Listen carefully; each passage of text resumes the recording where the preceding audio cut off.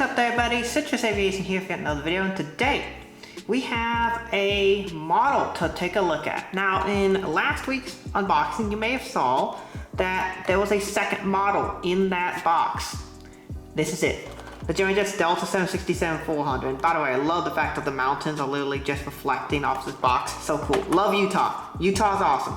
Anyway, this is the second model, and the first one was the 175, which I was very pleasantly surprised by. Super nice model, super hype, everyone was excited for it. This is the other one. I think this was my third highly requested model of the year, was the Delta 764. So it's here. Let's take a look at it. Typical Gemini Jets box as per usual, but that's not what you want to see. You want to see the model that's in there, and I love the fact they put that information on the inside flap. And here's the model. Now, I've heard some things about this mold. I have not actually picked up one yet, so this is my first of the new Gemini 767-400 molds. So it'll be interesting to see if it lives up to the expectations or the disappointments. Got the Delta belly here. This is a special livery, so you can see it, I believe it's the Habitat for Humanity special. And it does have two SATCOM boxes, which is nice to see. As in typical Gemini fashion though, no antennas on the bottom of the model, which has become a trend for them. I get why they do it, but it would be nice to have that extra detail. Alright, let's give this model a bit of a rundown. So here we have the nose shape, which is interesting. Nose shape, I don't know if this is correct for 767. This feels off to me. Let me know if you think that I'm right about that. But the nose, I don't know, should it be quite like this? It looks like a 737 nose, and that just doesn't feel right. Do the radar dome detail there. Copper windows, P-dot tubes. I believe this is the Habitat for Humanity livery here. Parcel registration, nose gear, Sky Team logo, L1 door. Some stuff about Delta Airlines, Delta titles, first class cabin. We have our Ford SATCOM box for first class passengers, and we have an antenna.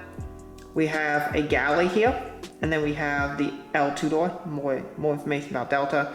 Got Delta, I want to call this like Premium Select, and then we got a Premium Economy, which Delta calls Comfort Plus. Got the engines, these are the GE engines from my understanding. The wheels, which roll but do not tilt, interestingly enough. Gemini's been putting tilting gears on a lot of their models, but not on this one. L3 door, and there's another SATCOM box there. Economy cabin, registration, and we have the 4 SATCOM box. For whatever reason, they don't put these antennas on the underside. Now, I said SATCOM box, I meant to say antenna there. But we got the press relief valve, tail skid, API housing detail, Delta titles, got the elevator and the rudder there as well. On the other side, you can see the forward cargo compartment door, which is much larger than the rear cargo compartment door, because the forward cargo compartment is made to fit cans and larger cans. You can put smaller cans in the back, but they don't fit quite as well as in the front. So that's why it is that way. So some comments on this model. Honestly, there are some details lacking from this one. And obviously I'm going to judge this harshly because both the Panda and NG versions of this mold will be coming out next year. So this is the first one on the market. They did beat both Panda and NG. And I have an issue with the nose shape. One thing that is nice to see is Gemini did get the cup windows correctly positioned this time. So that is nice to see. This feels like, I know Gemini says it's a brand new mold. This feels to me like a modification of the Harper mold. I keep saying that, and it keeps feeling like that. Now, I'm going to have to compare it between the other two new molds that are coming out and the Harper. And there was also a Dragon Wings mold that came out too back in the day, which I don't have a model of. Maybe some point I'll pick one up just to see how it is. But this feels like it's a very simple mold. There's no crease between the cargo compartment and the passenger cabin. This mold seems to lack some details. I mean, it's probably fine. It does a decent job with the 767-400 shape, but it feels rust to me. There's the windward detail is fine, but it does lack some definition. It is nice to see two-piece wing mold. That is nice to see finally. And the nose shape feels off. I don't know if it actually is. I'd have to check a bit more, cross-reference photos, but just To me, this mold feels like it was made for some fairly low effort because they know they're not going to make a huge number of models on this mold. But I would love to have seen a better detail mold, like the 175 mold for Gemini, which of course doesn't get a ton of use because not too many airlines around the world operate that type. It just is one of those things where you feel like this was a rushed product. I'm not saying it's bad, I'm just kind of disappointed. I was hoping for more. I was hoping for antennas on the underside. I do love the SATCOM boxes, that is nice. I mean, it's not horrible. This is not a terrible effort by Gemini. It just feels like they could have done more.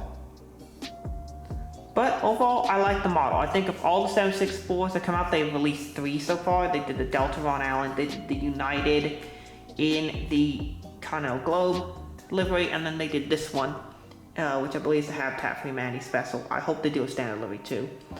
But I will begin the Panda standard livery one. Hopefully, this one is the best and seems to have the least QC issues. The False 2 did have some QC issues for some people. This one seems to be falsely fine. So hopefully they make some improvements. I like this version. And I'm not complaining that I have it. I'm super happy to have it. I mean, we have a Delta 764 finally for the first time in it feels like it's been about 15 years since we last had a release of one. Well, it was like 2010, 2008 by Harper. So it is nice to see this mold come back, and I'll be getting the others too. But I definitely feel like they could have done more. That's just my opinion though. What are your thoughts? Drop them down below in the comments section. I definitely would love to have a chat with you what you think of these, and looking forward to doing the best models of the year. That'll be coming out next week, top models of the year video. And I'm about to go out, do some plane spawn in Salt Lake City for the first time, and I'm doing some more watch shopping. The watch that I ordered is on about a 2-year back order, so that's not great. So I'm looking for something I can buy today, hopefully. We'll see.